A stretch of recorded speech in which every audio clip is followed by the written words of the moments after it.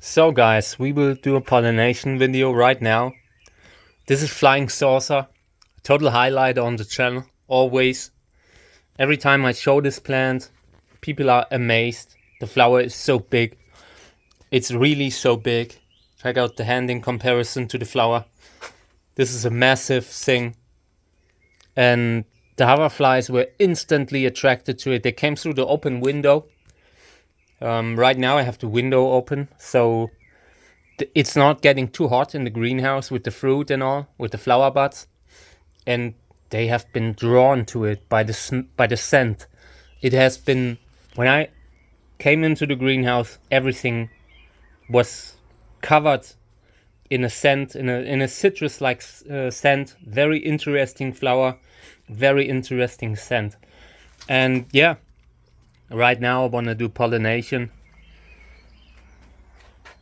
So let me put the camera on the tripod and then I'll get my equipment and then we can start. But this is a highlight.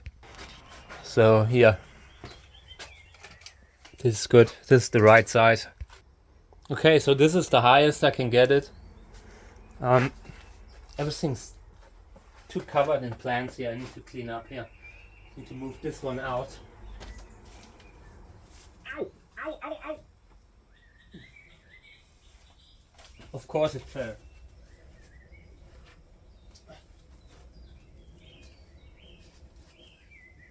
I need to clean up here. It's just too much. Too many flowering plants and all. So, let's see. Let's measure it out.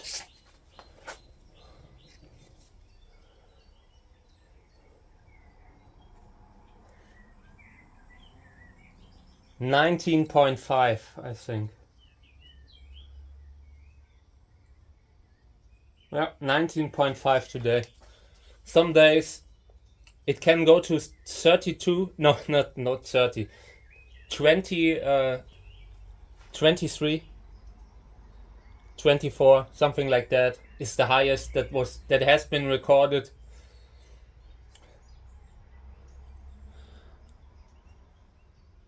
I have a little spider on my arm there. So let me just put it down gently. I'm a friend of all little things. Oh, come on, go down, please.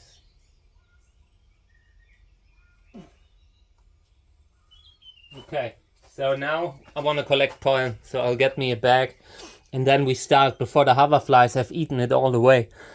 I have seen them earlier, literally taking bites out of the pollen. So let's get started. Okay, let me move the camera around because I want to show it from this angle here. It looks so much better from here. The hoverflies are going crazy in here. Oh, come on, man. Everywhere there's stuff. I need more space. I need more grow space. I can't work like that. We will need to build a bigger greenhouse. Okay, so flying saucer. And I will put it all in one bag, in one big bag. I just do not have a lot of pollen bags left right now. And it will take a good week for them to arrive. And I want to avoid running completely out because they're important and they can't be easily replaced with plastic bags. You can do it with plastic bags, but the pollen loads up, it charges up like electrically, and that leads to the pollen not going into the plastic bag as well as it goes into these paper bags.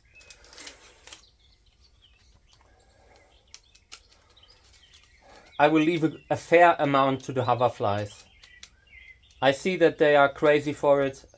I want to do good for them. I always leave out pollen for the insects every day. When I have what I need for making my crosses, the rest goes to the insects.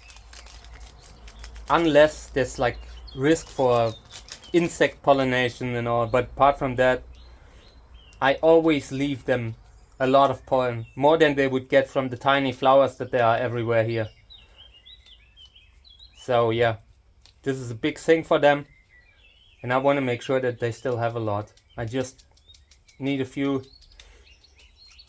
need enough pollen for a few pollinations, and then we're moving on. But flying saucer pollen, I mean, I'm sorry, we need it. I cannot have a season without flying saucer. It's part of the season. I mean, in some years it doesn't flower, but usually it does. So when I'm done with this one, I will move out Teleflora from the time lapse, and then I'll do a pollination video with that one. Okay, this is enough. The rest is for the hoverflies. I don't want these guys to go hungry. In regards to the pollen, for the pollination, I brought pollen of Isla del Sol, the one that flowered yesterday. It has huge flowers, and this one has huge flowers, so maybe we can get a combination here. Maybe we can even increase the flower size of flying saucer. It wouldn't be easy, but it's definitely doable. So yeah, Isla del Sol. Huge flower from yesterday. Super long. Might be exactly what is needed for this hybrid.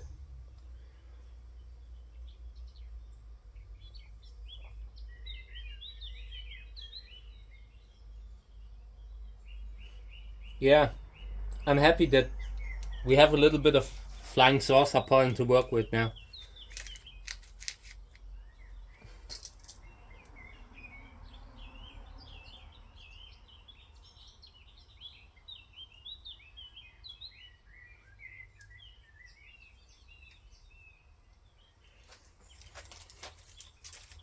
Okay, so the pollination is done. Now I will take the camera and just show you the plant from all angles, that you see a little bit of it.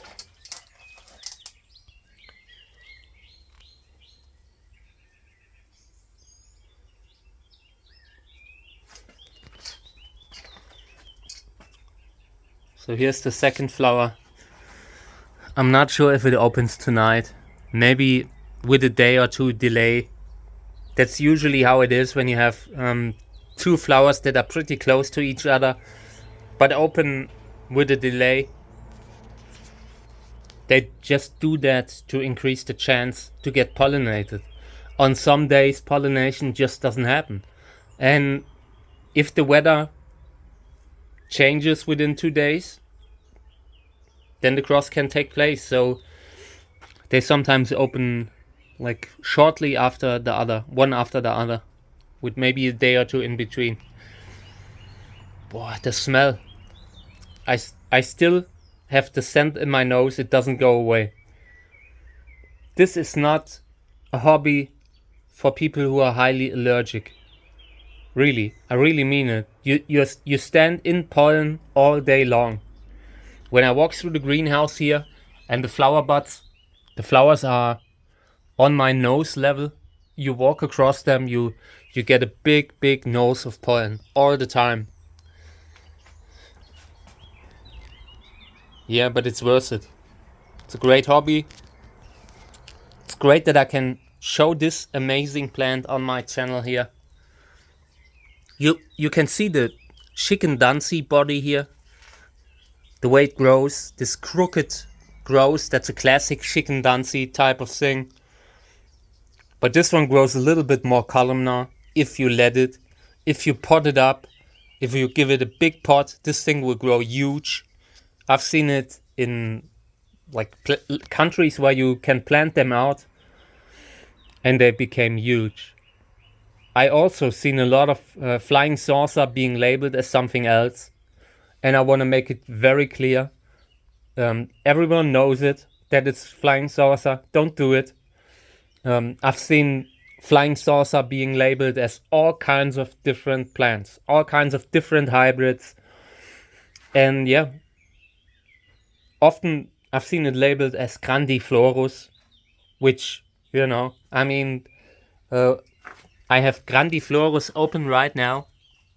like not opening right now, and you can still see the flower buds, is what I meant. You can already see the difference in regards to the flower buds.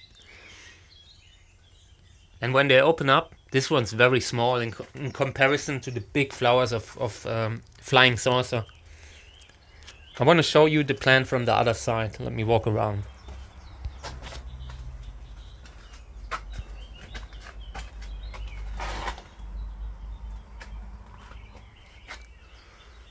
Okay. Yeah, there you go. And I want to root this this big column, maybe taking it off here to give it back a little bit of more stability.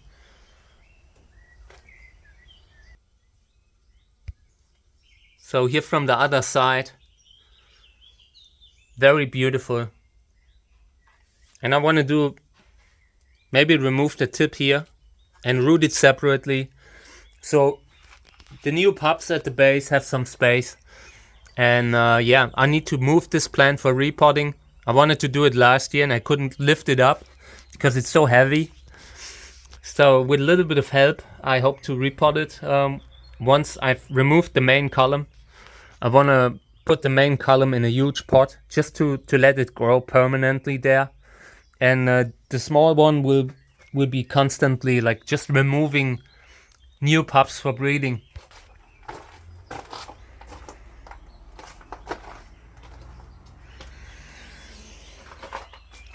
Yeah, okay. We will do another video of it. I'm not sure when. I'm not sure if it will be for this flower or the next. But I want to do another video with it. We cannot have flying saucer not being featured like a lot on the channel. We need to do it. It's just so good.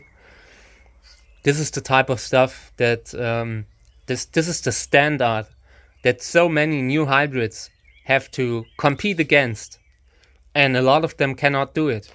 This is such a timeless classic that even modern hybrids sometimes are very pale in comparison. So flying saucer, not sure who the breeder was. Hans Britsch, maybe? I'm not sure. I gotta look it up. I always mix it up with the First Light hybrids. First Light, Apricot Glow, that kind of stuff. But I think it's from Hans Britsch. That is what I think. Mark Dimmitt has made First Light. So yeah, but I need to look into this. I will look into this and write it in the description once I have found it out. But this is a classic. It's a masterpiece that still holds up today after so many years. There are very few flowers that I have in collection right now that would trump this, that would look better than this. I mean, sure, you have them, but this is such an impressive flower just from the size alone. You always got to see this to something to show the large dimension of this flower. Okay, flying saucer, total masterpiece, one of my favorite hybrids. When I first saw it, I could not believe it. You know, sometimes you see a flower on a photo and you think, yeah, what's the big deal? Everybody's talking about this thing. Come on, you're just hyping this thing because it's popular. But then I saw this opening up in front of me and I was like, whoa, this is, I don't know, this is one of the hybrids that happens in a breeder's career once or twice, you know, but not often. It's a masterpiece. Everything went right there. And I'm always happy to show it. So there will be more reels with it. There will be more videos, maybe during the daily video. I'm not sure if I get to it today with the separate Pollination Day videos. But we might do it. Okay. Thank you, guys. Thank you for tuning in. I appreciate it.